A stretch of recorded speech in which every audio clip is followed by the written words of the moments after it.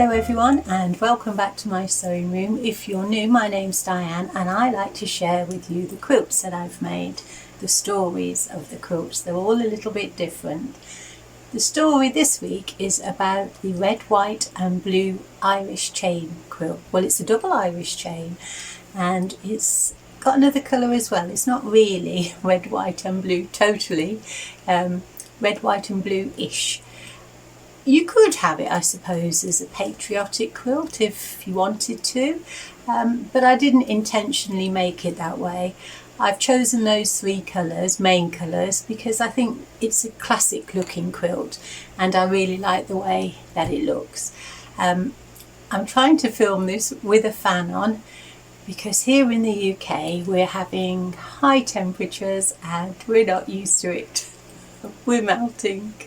Those of us that can't do the heat are doing our best, and so have a drink, I have a fan, and I'd like to share with you the quilt. But before I do that, I was given an unexpected gift and I'd like to share that with you now. This was a gift from my daughter-in-law Karen, and Karen likes to try all different sorts of skills.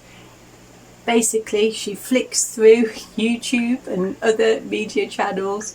She finds a skill or a craft that she likes to look of, and she conquers those skills. So this is now her foray into felting, and it's a little pincushion, as you can see, and it's on a little bone china cup and saucer. And it's so pretty, unexpected. I don't feel like I can use it in my sewing room. I do collect mushrooms, all sorts of glass and stone and wooden mushrooms, because I really love them. I think I might put it with that collection. I'm not sure yet. That was special, wasn't it? Thank you if you're watching this, Karen. So I'll show you a close-up now of the fabric that I've used in the red, white and blue quilt. If you look closely, you can see that it's got birds on. It's a birds of paradise design, and if you look closely at the birds, you'll see the sort of aquas and I suppose teals and greens in the bird. So it's not technically just those three colours. And I had this fabric for quite a while. It's been in my cupboard because it was a bargain when I bought it. I bought quite a lot, what was left in the shop.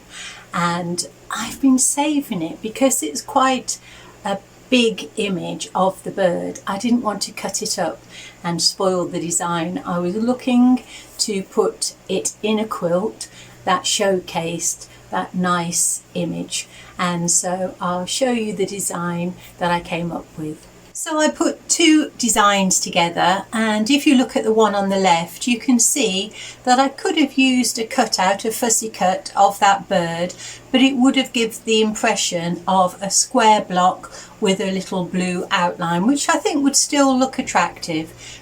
But in the end, I went for the design on the right, which showcased the bird, and also there was more white fabric because I thought it would be a nice lighter quilt for the summer.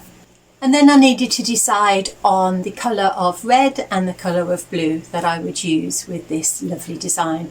I went for this red. That wasn't really much of a difficult decision to make because it's a red, a deep red with a sort of orangey red within it, a circle, and that lifted and matched all the colours in the bird. So I thought that worked really well, and I had enough of that to use in the quilt. So I thought, right, that's definitely the red I'm going to go on, and I'll show you the name of that red fabric. And in the bird of paradise design, there are small circles, and I thought the red circles would complement that. So went with the red, no problem at all. Now I had a choice of two blues, so I'll show you those. Both slightly different, but I think they both worked well with the design. But when I placed the two blues against the red fabric, I decided to go with the one on the top because of the design in that. I thought there was a little bit more movement. There were circles in the blue in the lower part, but I just don't think that it worked as well with that red, and I really like the movement that that top blue fabric brought, and that was a fabric from Joann's. Now what I wanted to do was to make sure that enough of that bird design was kept whole within the block that it would be in, and so I got out a ruler and I had a look at the size that I could play around with before I decided on the way that I would cut the fabric for those blocks. And if you look closely at the design, you'll see that there is a block A and a block B, and they are 13 inches square. And I thought that on block B, where the design, the main part of the bird would be, if I cut a 8-inch by 13-inch, that means I would have a nice rectangle of the design that was unbroken, and then I would just need to put 2 strips down the side, and that would bring out the size to 13 inches square, and then the rest of the design is taken from the blocks that go on each side of it. It will make more sense when you see the next part. So here you can see that I've cut out the blocks, and some of the birds face to the left and some of the birds face to the right. And I needed a total of 12 sets of those, and then I needed 24 blocks of 3-inch by 8-inch, and that would fit on the sides. I just needed then to put a little cornerstone on the top and the bottom of that.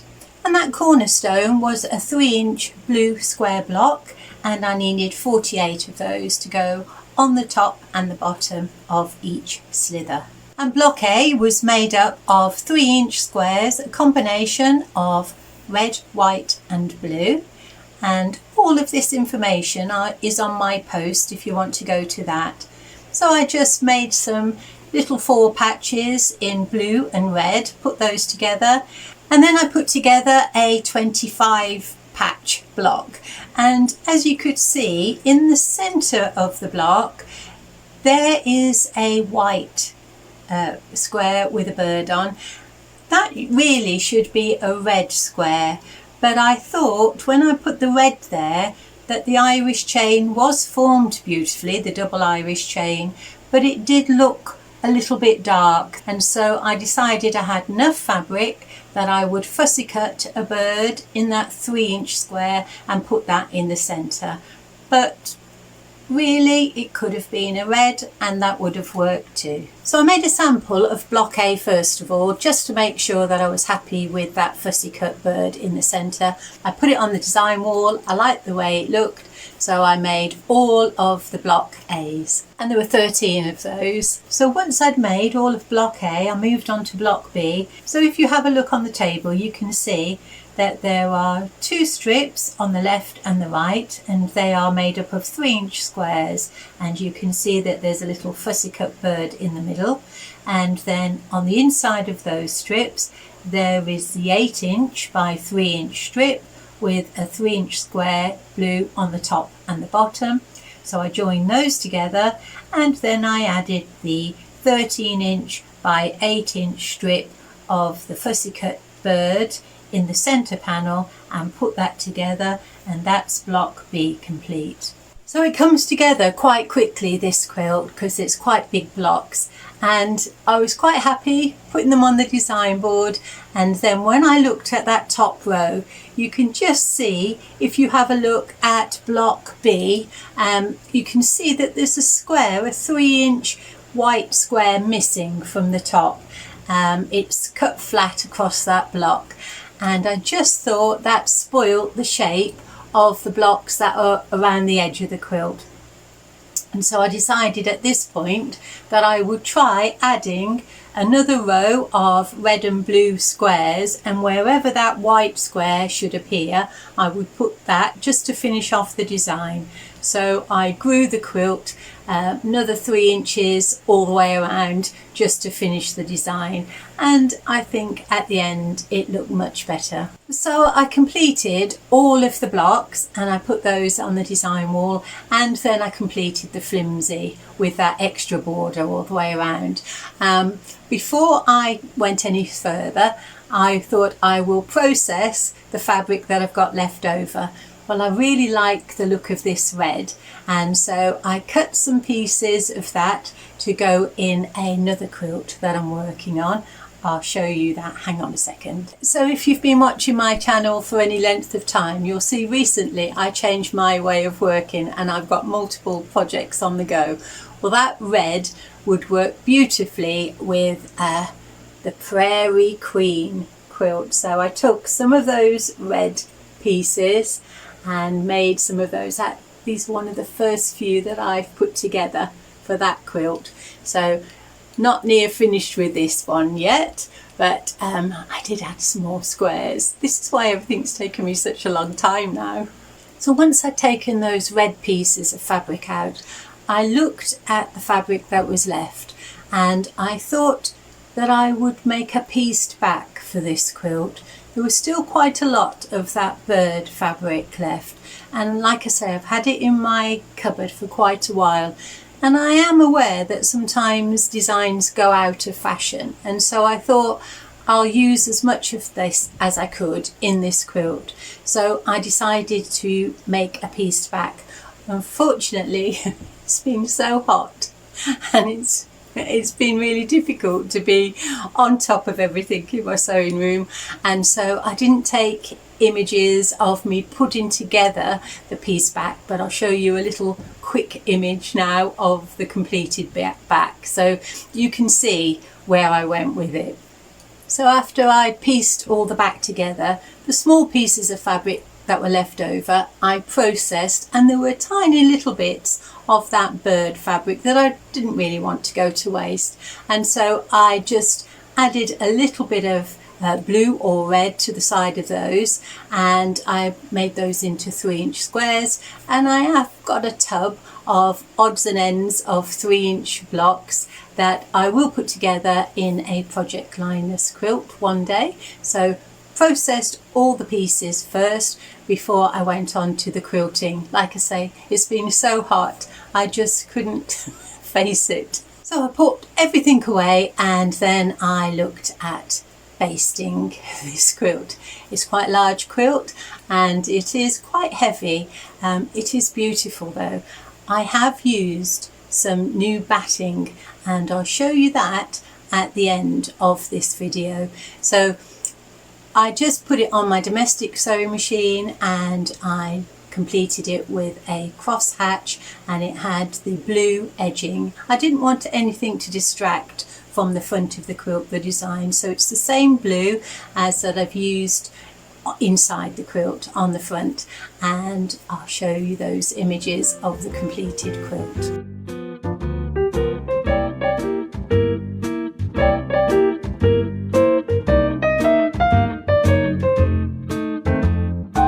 So quite a few of you had mentioned about buying batting on the roll, and I only have a really small room space to work in and I don't have storage outside, so I can't have big rolls of batting around. So I did have a look though, because people are saying that it's useful to have, it's economical, you only cut off what you need. So I did have a look and I decided to go with a company called Morris Works, and that's in the south of England in Hove. I will put the details in the description box, so if you want to have a look at that if you're based in the UK.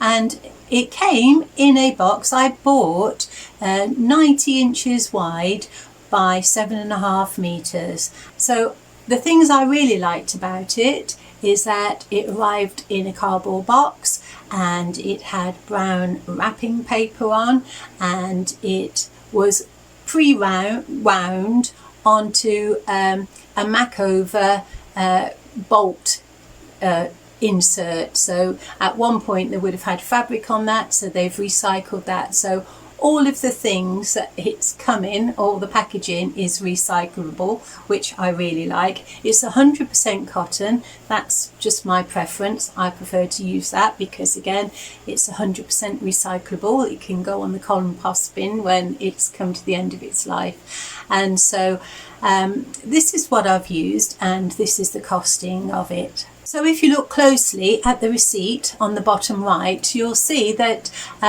the packaging and the postage is all included. So it's all one cost, £88 just over. And I have previously bought my batting from Amazon, and I am a Prime member, so I pay a yearly subscription for post and package and other benefits that you have if you're a Prime member. And so I usually pay about £20, and that is a piece 72 inches by 90 inches.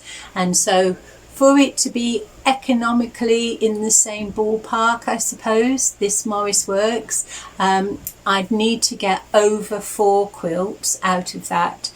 But one of the benefits of it is that I can just roll it out as the width that I want. It's going to be 90 inches, but the width of the quilt I want, so there isn't any waste. So I'm hoping that as I move along, I'll have less waste at the end. So maybe if I could get 5 quilts out of this, that would be a winner then.